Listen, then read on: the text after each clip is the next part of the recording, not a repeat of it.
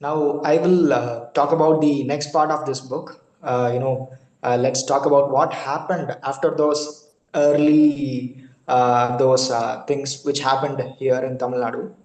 So basically, let's not think about this as some lecture.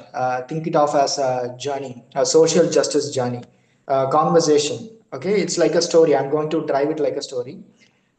Think that in within India, Tamil Nadu just covers 4% of the land, but at present it is now contributing 9% of the total GDP of India.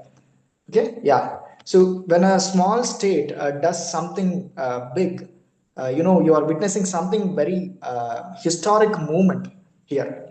So there are lots of chapters which are covered by the authors, various authors in the part two of this book. But we will start from 1919 period. Let's rewind to that period. At that period, we all know the British was ruling, and the Indian society was divided by the various privileges and caste-based society. But something happened, powerful happened here in Madras state. Political group, we all know, right? The Justice Party, they stepped into the scene and they said, why only a few people, that too mostly Brahmins, get all the government jobs and all the college seats? They wanted a communal representation here. Today we call it as reservations, right? And by 1921, what happened is they passed the first laws, which made that happen, and that's the start of the India's reservation system, even before the Constitution enacted it. And after that came Periyar, EVR Periyar, with the self-respect movement in 1925. He didn't just ask for jobs, education, reservation.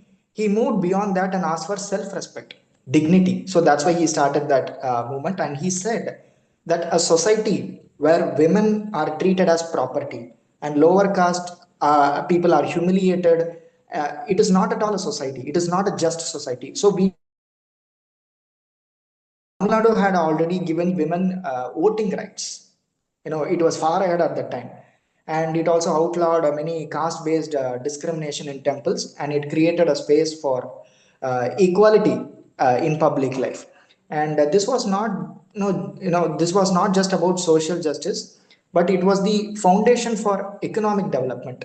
Uh, because social equality will lead to economic equality and growth. And when we move towards 1953, India is now independent, we all know. So Tamil Nadu's first financial statement was being presented in the Legislative Assembly. And if you take that book, they will be given the statement, financial statement itself, the copy, which is very interesting to, excuse me, which is very interesting to read about. The total revenue at that time was 437 crore rupees, and the expenses was 438 crore rupees. There was 1 crore revenue gap. But the people, the legislators had different dreams. They invested in railways, they invested in dams, they invested in industries, food production, everything. They didn't care about this 1 crore gap. They didn't, think that welfare is not much needed. They knew something simple, that you cannot spend endlessly, but you can invest wisely. So that's why they invested in social justice, which led to this much amount of economic growth, economic prosperity in the state. And after that, when we come to 1950s to 1970s period, Tamil Nadu actually it turned the old cotton mills into motor factories, pump factories in places like Coimbatore, Erode, Tirupur. Industries started to boom. Sipcot came. Small industries zone was established in Gindi, Ambattur areas, and later period it was also established in Hosur areas. And we moved, into a manufacturing phase. In 1967, when the DMK government came to power, at that time, Chief Minister C.N. Annadurai said that here we only have two castes, the producer and the learner. So that was a bold statement at that time, he said. And industry was no longer just for the elite, which was like in the pre-independence period. And by 1970s, Tamil Nadu had factories for tractors, tires, film projectors, whatever you name it, we had it here. not just in particular cities like Chennai and all, but in many areas, Sivagasi, Thoothukudi, and much more. We had many other diversified factories. And when we moved towards 1980s and 2000s period, Tamil Nadu became the Detroit of Asia. We all know that term, Detroit of Asia, right? Which is being given for Tamil Nadu. Now Hyundai, Ford, BMW, Daimler, those car manufacturing companies came and set up the factories in Tamil Nadu. Their plans was here, and at present, 70,000 crore rupees every year exports are happening. These automobile manufacturing thing. And Tamil Nadu also launched the Tidal Park, which is India's first state promoted special economic zone, IT says. And it quickly became the second largest software exporter in this country. Tamil Nadu became. And while the industries were growing at the time, the government also focused more on the welfare of the people also. During Chief Minister MGR period, they upgraded the midday meal scheme, 1 rupees rice scheme, and he said something beautifully at the time, which is being stated in detailed manner in that book in a chapter. He said that let no children learn on an empty stomach. So that's a very important thing. We were the pioneer. Tamil Nadu was the pioneer at that time and even today. And the result of these kind of schemes, which was brought by the Tamil Nadu government, was the attendance of the students increased. Their dropouts got reduced, and children started learning more. And nearly 100 years had gone. About this midday meal schemes.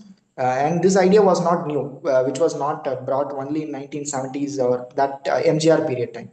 It was way back in 1920s, pre-independence period.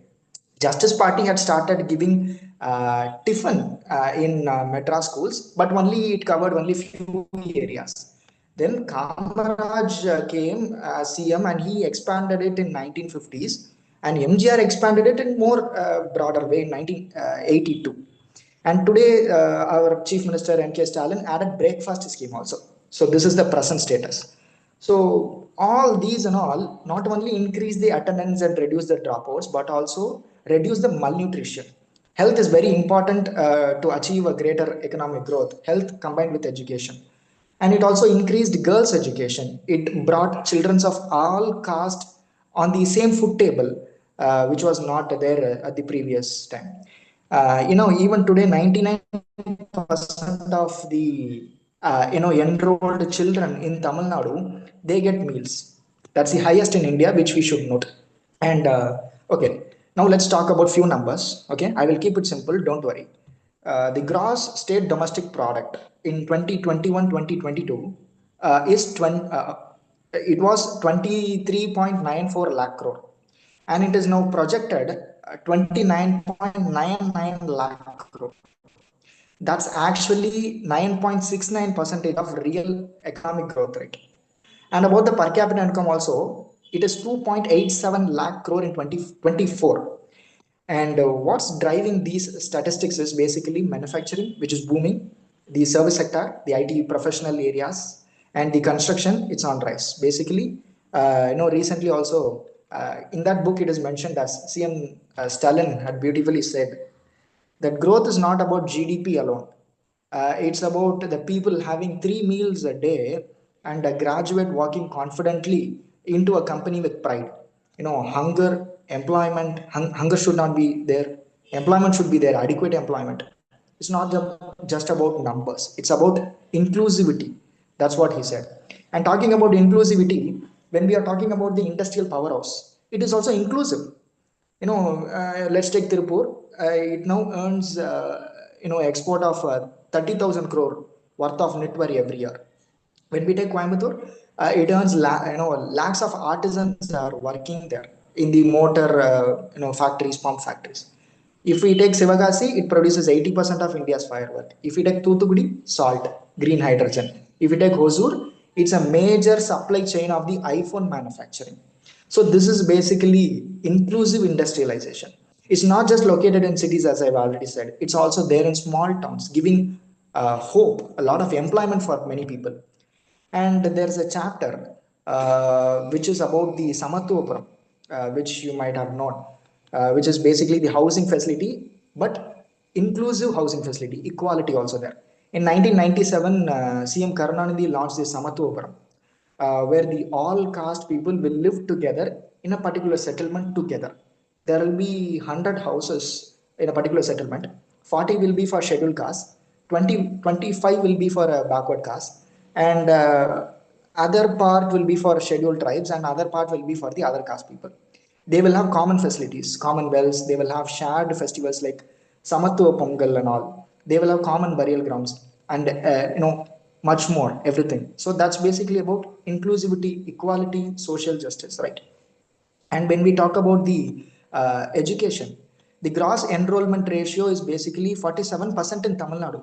When we compare that with national average, that is 28 percentage. There is a chapter which compares the national averages regarding education, health sector with Tamil Nadu. Tamil Nadu is way more ahead. Yes, and among the SC students, 39.4 percentage is there in Tamil Nadu, gross enrollment ratio. But nationally, we have 23 percentage. We have Pudumaipan scheme, we have Tamil Pudalvan schemes, and there's a particular chapter talking about the social welfare schemes brought by Tamil Nadu government, various governments from the past. We have non-Mudalvan portal also, which basically gives skill development, and which basically talks about the training the youth in booming sectors like AI, coding, IoT, everything. And even they give the vocational training also, like vehicle manufacturing, that electric vehicle assembly and all. So, what's the basic secret behind this? They are also talking about that in every chapter, they are leaving a hint about it. It's about the social justice combined with industrial growth, combined with human capital. If you want to improve the human capital, you need education, you need health. Combined all these together, we get the prosperity, inclusive prosperity. But many people today say, even among the economists, they say welfare slows the development, welfare slows the growth. But India stands out in that thing. It is a big model, which we call it as a Dravidian model. When somebody says that caste divides the villages, we point to them, the Samatvapuram, where the different caste people they live together harmoniously. And today the midday meal scheme and all, it's a very big thing, big initiative. And 2000 years ago Thiruvalluvar said, wealth earned by justice is wealth that spreads to all, which basically says in Tamil that அரணியினும் இன்பமும் ஈனும் திறனறிந்து தீதின்றி வந்த பொருள், which is basically about the that's the soul of this book. Wealth must be distributed properly. Wealth should be earned by justice, not injustice earning, as Atmanathan already mentioned. Uh, you know, it started from 1920s itself, from the Justice Party, and today it's going in way more forward. And this kind of philosophy says basically no children should go hungry, no women should feel unsafe, no caste should dominate another, no region should be ignored, everything. So, I will give you 5 reasons why you should read this book. Basically, it tells, first of all, it tells our story, from 1920s till present date, with clarity, with much data, with authentic data from the government side. Second point is it inspires everybody. It's not just about admiring and everything, it's just about inspiration, which we can take it as a model example. Third thing is it uses real statistics, because there are a lot of myths surrounding this welfare development and all. Welfare doesn't kill the growth, it actually fuels the growth, which is basic component needed for growth. Fourth thing, it also celebrates the Tamil values about the from the ancient period, the Sangam period and all. It talks about equity, it talks about the policy movements which they took. And most importantly, it belongs to you, it belongs to us. This is our story, this is our people, our future, so which we must know. And my final words are basically whether it's education, whether it's health, whether it's anything industry, Tamil Nadu has shown one truth again and again and again. When you combine growth with justice, it will lead to a more prosperous situation. And this book explains everything. It's not just about theoretical thing, but with authentic data which we can rely on. That too, if you are a student of PhD or PG doing dissertation or any research, you can definitely rely on this book. That's one thing. And Tamil Nadu is not just about a state; it's a living idea now, a living proof that you can grow without leaving anyone behind. Inclusive development, and we are making it now. And see, when I'm talking about this, I'm not saying that Tamil Nadu is perfect, 100% perfect, but it is far ahead, in showing that India, it is far ahead, that growth and justice can grow together.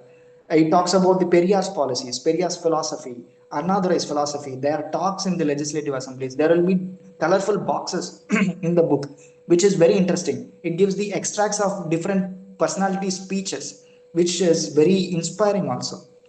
And this book tells everybody's story. It tells our story. So after this session, please go and check that book. It's not in English according to my knowledge, it's in Tamil, but let's hope we will get it in English soon. Let's discuss it, let's critique it, let's celebrate it, and let this book be a part of our history. Thank you.